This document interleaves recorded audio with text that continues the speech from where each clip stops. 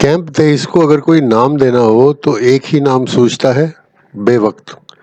ये कैंप से ज़्यादा पिकनिक थी, वरना अगस्त एंड भारी बरसात कोई टाइम नहीं होता है जंगलों में जाने का। मुंबई और नागपुर दोनों ही जगह भारी भरकम बारिश हो रही थी, पर बख्शी साहब ने फैमिली को भेजना था कानपुर, तो इससे बढ़िया मौका उनके लिए कोई नहीं था। और फरवरी की टाइगर साइटिंग अभी दिमाग में ताज़ा थी, तो उनके कहने पर ये ट्रिप बना। सतीश भी किसी ड्यूल एडवेंचर 2002 की एक्सपीडिशन में था।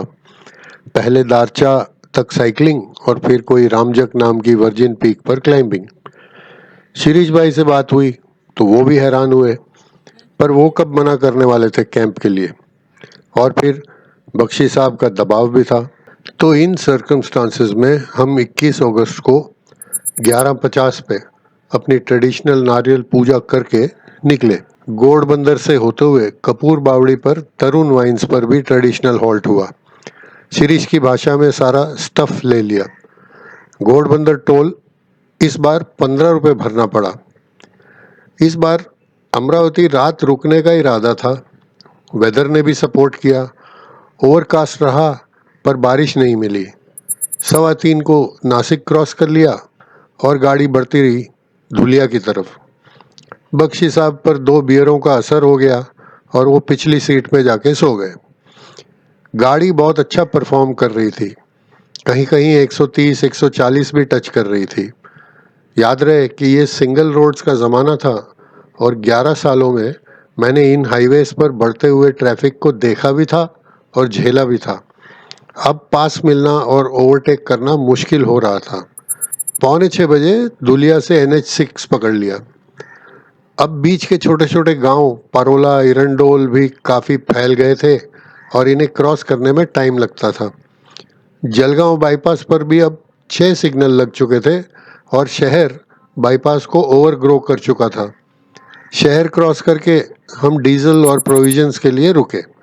अंधेरा काफ़ी हो चुका था, तो सिग्नेचर और ओल्ड मंक से थोड़ी रोशनी ली और चलते चलते रात 12:30 बजे अमरावती के पास ही खाने के लिए रुके।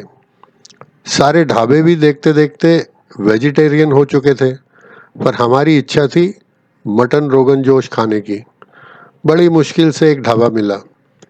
विदर्भ में खाना बहुत तीखा बनता है, तो बख्शी साहब और उनकी एसिडिटी के बुरे हाल थे। ढाबे वाले ने ही गाइड किया कि अमरावती में नीलम होटल सबसे अच्छा है, तो रात 2 बजे वहाँ पहुँच गए। बख्शी साहब ने एक्स्ट्रा बेड से भी पहले आइसक्रीम मंगवाई, वो खा के ही सो पाए। रूम का एसी शायद साइबेरिया का बना हुआ था, तो बहुत ठंडा कर रहा था। इस वजह से सुबह 6:30 बजे ही नींद खुल गई। होटल वाले ने 800 रुपये रूम के लिए और 165 रुपये एक्स्ट्रा बेड, आइसक्रीम्स, चाय, टैक्सेस वगैरह ये सब। सुबह नागपुर के रास्ते में हल्की हल्की बारिश भी मिली और रास्ता भी काफ़ी बुरे हाल में था।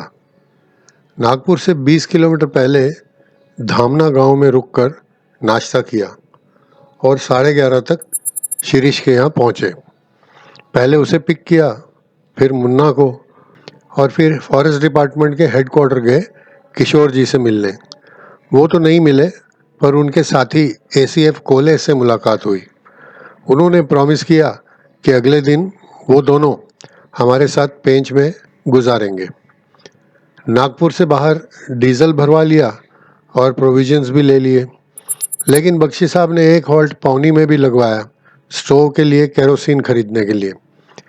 पेंच पहुंचते पहुंचते शाम के 4 बज गए। इस दफ़ा बारिश के कारण हम तोतलाडोह के forest rest house tiger tops में ही रुके। ये बिल्कुल डैम के सामने एक छोटी सी पहाड़ी पर बनाया गया है। लेट हो रहे थे तो सामान रखा, एक चाय पी और निकल पड़े जंगलों की सैर करने। पहले हम गए बोदल ज़ीरा और आगे सैडल डैम। सैडल डैम के वॉच टावर के गार्ड से गेट की चाबी ली और थोड़ा बैक वाटर्स की तरफ भी ड्राइव किया। बारिशें थी तो नदी में पानी भी पिछली बार से ज़्यादा था। ड्राइव पर सांबर और मोर दिखे। वाइल्ड बोर इस सीज़न में जंगलों की पेरिफेरी पर चले जाते हैं और आसपास के खेतों को अपना निशाना बनाते हैं। लौटते हुए फॉरेस्ट डिपार्टमेंट के क्रोकोडाइल ब्रीडिंग फार्म पर भी रुके और छोटे छोटे बेबी क्रोकोडाइल्स को भी देखा। 7:30 बजे तक रेस्ट हाउस पहुँचे और वरांडा में बैठकर अपना सेशन किया। ज़्यादातर बातें फॉरेस्ट और फॉरेस्ट मैनेजमेंट की ही हुई। 12:30 तक सोचा अब चल के सो लिया जाए, थक गए हैं। सुबह 7 बजे भी वापस गए बोडलजीरा, लेकिन इस बार थोड़ा अंदर घुसे, right up to Maharashtra and MP border. वहाँ बॉर्डर की फेंस पोस्ट लगी हुई है, पर ऑब्वियसली कोई फेंसिंग नहीं है, हो भी कैसे सकती है, जानवरों के लिए थोड़ी ना फेंसिंग होती है। जगह का नाम था अम्बाखोरी। थोड़ी देर जंगल एंजॉय किया और वापस आए सलामा। पूरी ड्राइव में वाइल्ड बोर नहीं मिले, पर हैरानी की बात यह थी कि बाइसन्स भी नहीं दिखे। वापस आकर नहा लिया और पोहे खाए। इसके बाद एक बार फिर निकले राउंड्स पर। पहले गए तोतला रोड डैम। वहाँ एमपी इलेक्ट्रिसिटी बोर्ड का बड़ा सा रेस्ट हाउस है, बहुत बेहतरीन स्पॉट है। इसके बाद मुन्ना एक डीप फॉरेस्ट में छोटा सा वाटरफॉल है, उसके साथ ही एक मंदिर है, वहाँ ले गया। बता रहा था पहले ज़मानों में संडेज़ को यहाँ 5,000 लोग जमा हो जाते थे पिकनिक करने। फिर फॉरेस्ट डिपार्टमेंट ने रास्ता बंद कर दिया, तब जाकर ये शहरी जानवरों से छुटकारा मिला। कुछ देर वहाँ रुके, फिर एक जगह गए जिसका नाम है हत्तीगोटा। ये एक एलिफेंट शेप्ड रॉक फॉर्मेशन है, इसीलिए इसका नाम ऐसा पड़ा है। इसके बाद वो ले गया फेफड़ी कुंड। उधर एक नेचुरल स्प्रिंग है जिसका कि मिनरल वाटर हमने खूब एंजॉय किया। वापस रेस्ट हाउस पर आकर लंच किया और थोड़ा आराम भी किया। खानसामा लोकल टेस्ट के हिसाब से काफ़ी तीखा खाना बनाता था। बख्शी साहब की तो बस चीखें ही निकाल दी। उनकी जेलोसिल कंजम्पशन डबल ट्रिपल हो गई थी। 4 बजे उठ के फिर निकले तो रास्ते में आरएफओ पेंच और एसीएफ एंटी पोचिंग मिले। उनसे ये कंफर्म न्यूज़ मिली कि कोले तो रात को आएंगे। किशोर जी की कोई कंफर्म खबर नहीं थी। फिर से हम गए हत्तीगोटा, चित्तलखेरी, सलामा और वखारी। वखारी पर कुछ लंगूर अलार्म कॉल्स दे रहे थे। हम उम्मीद बांधे बहुत देर इंतज़ार करते रहे कि शायद कोई पैंथर या टाइगर दिख जाए, पर ओवरग्रोथ का हैंडीकैप था हमारे लिए और उनके लिए एडवांटेज। रात 8 बजे कोले अकेले ही पहुँचे, तो उनके साथ भी रात खूब देर तक जंगलों की गहराइयाँ पता चली। वो बता रहे थे कि एक बड़ी समस्या होती है जब आसपास के गांव वाले गुजरात से भेड़ वालों को कॉन्ट्रैक्ट पर बुला लेते हैं। भेड़ों को खेतों में बिठा देते हैं। खेत तो फर्टिलाइज हो जाते हैं, लेकिन भेड़ की यूरिन और डंग की स्मेल की वजह से जंगली जानवर उस इलाके को ही छोड़ देते हैं। उनके पास एक बोरी भी थी जो बता रहे थे अभी रास्ते में सीज की। उसमें एक हर्बल रूट भरा हुआ था, इसे कहते हैं मुस या मस। ये जिंजर की तरह दिखता है पर होता टेस्टलेस है। सुनते हैं कि इसमें एफ्रोडिसियाक प्रॉपर्टीज़ हैं, इसीलिए इसकी बहुत वैल्यू होती है। ये बातें चलती रहीं कुछ 11 बजे तक, जिसके बाद कि खानसामा का बनाया हुआ चिली चिकन खाया और गुड नाइट कर दी। सुबह सोचा सब एक ही बार पैक करके निकलते, क्योंकि आज ताड़ोबा भी शिफ्ट होना था। पैक करते हुए मेरे बेड में से एक ब्राउन कलर का स्कॉर्पियन निकला। ये मेरे उठने के बाद ही घुसा होगा। एक बेड में 2 स्कॉर्पियंस तो हो नहीं सकते। निकलते हुए खानसामा को कुछ एक्स्ट्रा टिप दिया बख्शी साहब को टॉर्चर करने के लिए। सुबह भी हत्तीगोटा और चित्तलखेरी गए और वहाँ से फिर पिपरिया। ऑफिस में कोले साहब मिले, उनको भी थैंक यू किया और हम चल दिए नागपुर। रास्ते में नागपुर वालों ने भारी बाउंसर फेंक दिया। बाउंसर क्या, बॉम्ब भी फेंक दिया। कहने लगे ताड़ोबा नहीं आएंगे, हमें अकेले ही जाना होगा। मुन्ना के यहाँ भाई ने आना था और शिरीष के बैंक में ऑडिटर्स ने। हमने मनाने की बहुत कोशिश की, पर ये टस से मस नहीं हुए। पता नहीं क्या कारण था, पर कारण तो ज़रूर था। तो इनको नागपुर ड्रॉप करके हम चले गए चंद्रपुर। हमें वहाँ से अपनी रिजर्वेशन स्लिप लेनी थी। पूरे रास्ते हमें बारिश मिली, इतनी कि चंद्रपुर की कई सड़कें पानी में थीं। फॉरेस्ट डिपार्टमेंट के ऑफिस पर नितिन जी और वशिष्ठ जी दोनों मिले। उन्होंने हमें वीआईपी गेस्ट हाउस में शिफ्ट कर दिया। वहाँ अब कूलर्स निकालकर एसी लगा दिए गए हैं। मोहाली क्रॉस करने के बाद एक पॉइंट आता है जहाँ सेल फोन के सिग्नल मिलते हैं। उधर से शिरीष भाई को फ़ोन लगाया बताने के लिए कि हम पहुँच गए। तब जाकर भाई ने बताया कि वो आ सकता था, लेकिन चाहता था कि एक बार हम अकेले जाकर देखें।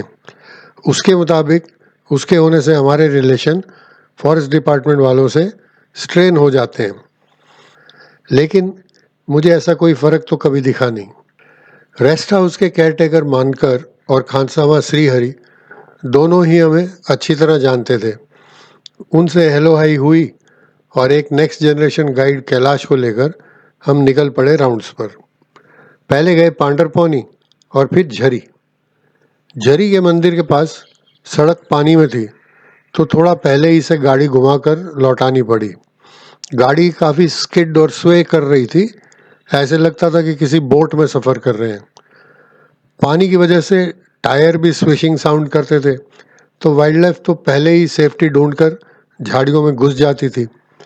घास भी इतनी ऊंची थी कि कुछ दिखाई ही नहीं देता था। रात को वशिष्ठ साहब आए और काफ़ी डीप डिस्कशंस हुई उनके साथ।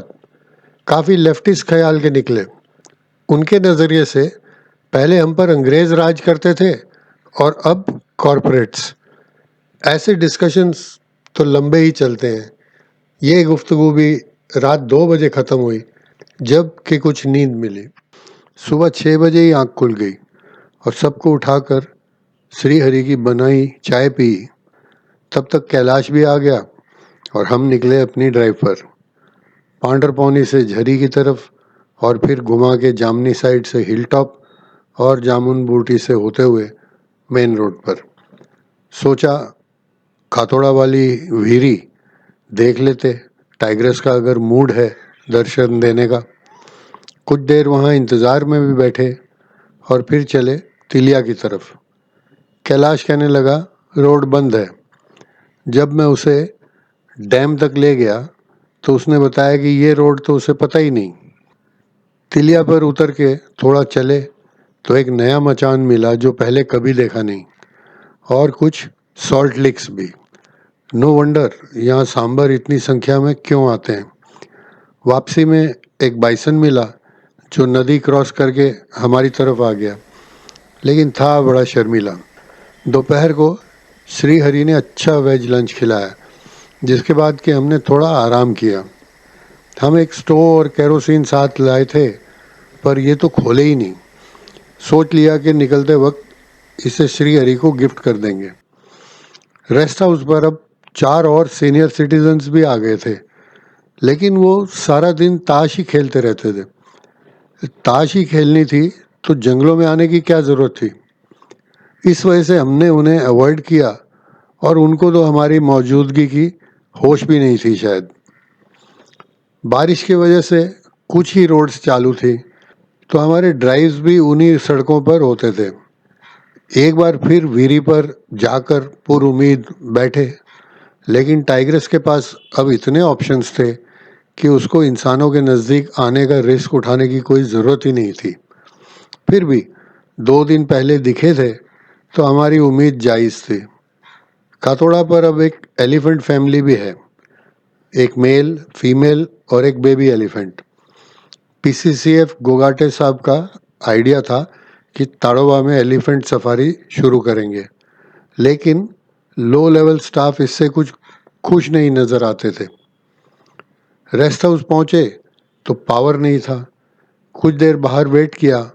मैंने सजेस्ट किया चलो एक राउंड लगा के आते फायर मचान तक, यहाँ से 1 किलोमीटर दूर है और वहाँ सेल फोन का भी सिग्नल मिलता है। तो रात के अंधेरे में हम पैदल चल दिए। टॉर्चेस तीनों के पास थी। थोड़ा चले तो पीछे एक ट्री ब्रांच टूटने की आवाज़ आई। बख्शी साहब घबरा गए और इमीडिएटली मुड़ने को कहने लगे। उन्होंने अचरेकर के साथ नाइट वॉक कभी किया नहीं था ना। हम मुड़ के वापस रेस्ट हाउस आ गए। 8:30 बजे वशिष्ठ जी आ गए और इस रात पार्क मैनेजमेंट की बातें हुई और बताने लगे कैसे उन्होंने कई नेताओं को और मंत्रियों को रूल दिखाकर नाराज किया। 1 बजे खाना खाकर सबने सो जाना ही ठीक समझा। सुबह 6 बजे चाय पीकर कैलाश के साथ सीधे खातोड़ा वाली वीरे पे गए। कुछ देर बैठे रहे, लेकिन टाइग्रस का अभी भी मूड नहीं बन रहा था दर्शन देने का। तो वापस आकर मैं और डैंडी उतर गए पांडरपौनी मचान पर और बख्शी और कैलाश को भेज दिया गाड़ी लेकर। इस साल मैं एफएम वॉकी टॉकी सेट्स ले गया था। डब्बे पर तो लिखा हुआ था 3 किलोमीटर तक चलता है, लेकिन उसकी रेंज शायद 500 मीटर भी मुश्किल से ही हो। कुछ ही देर में ये दोनों वापस लौटे। फ्रेश टाइगर पगमार्क्स मिले थे इनको। हम तुरंत सफारी में बैठे और चले गए काला अंबा रोड पर। ये रोड अल्टीमेटली जाती है उदार मठ का। इस रोड पे समर्स में भी गाड़ी चलाना थोड़ा डिफ़िकल्ट होता है, तो इस मौसम में तो गाड़ी बहुत स्वे कर रही थी, लेकिन फिर भी हिम्मत ना हारते हुए हमने 3 किलोमीटर तक पगमार्क्स को ट्रैक किया। अल्टीमेटली वो कहीं गुम हो गए और अब आगे जाने का कोई सेंस नहीं था। आज हमें मुंबई के लिए वापस भी निकलना था, तो देर ना करते हुए इमीडिएटली रेस्ट हाउस वापस आए और नहा धो के तैयार हो गए अपनी लंबी जर्नी के लिए। रेस्ट हाउस पर 12 बजे से डीसीएफ्स और आरएफओस की मीटिंग रखी गई थी, तो सभी लोग साफ सफाई में जुटे हुए थे। श्री हरि ने पोहे बना रखे थे, वो खाए और स्टोव और केरोसिन उसको गिफ्ट किया और 11 बजे तक हम निकल लिए। बाहर निकले काठेजरी और आष्टा होते हुए। इस बार वारोरा से दूसरा रूट पकड़ा, यवतमाल का। पुलगांव नहीं गए। इस रोड का फ़ायदा ये है कि वर्धा डिस्ट्रिक्ट नहीं लगता, समझे। वर्धा ड्राई डिस्ट्रिक्ट है ना, तो यहाँ बियरें मिलती रहती हैं। मुर्तुजापुर पर रुककर एक ढाबे पे खाना खाया और रात तक फिर वही होटल प्रेसिडेंट जलगांव में पहुँच गए। अब ये होटल वाले भी पहचानने लगे थे और इसका काफ़ी फ़ायदा मिलता है। सुबह 7 बजे उठे, तैयार होकर नाश्ता भी उधर ही किया। पूरा बिल हमारा बना 800 रुपये का। वापसी में कहीं रुकना अच्छा नहीं लगता और हम रुके भी नहीं, बस एक बार मालेगांव से आगे बियर के लिए। नासिक के पास एक सरदार जी के ढाबे में बहुत अच्छा लंच किया और नोट किया कि हमेशा यहीं रुकेंगे। इगतपुरी पहुंचते पहुंचते सफारी भी डीजल मांगने लगी, तो उसकी भी इच्छा पूरी कर दी। वहाँ से बगैर रुके हुए सीधे थाना और घोड़बंदर रोड पकड़ के घर पहुँचे 6:30 बजे। एक और 2500 किलोमीटर का ट्रिप कंप्लीट हुआ, पैराडाइज का, वंडरलैंड का। लेकिन इस बार बरसातों ने तंग किया, साइटिंग्स नहीं होने दी। लेकिन ट्रैवल का, ड्राइविंग का, कंपनी का ये मज़ा तो अपना ही है और हमेशा होता है। Thank you for watching.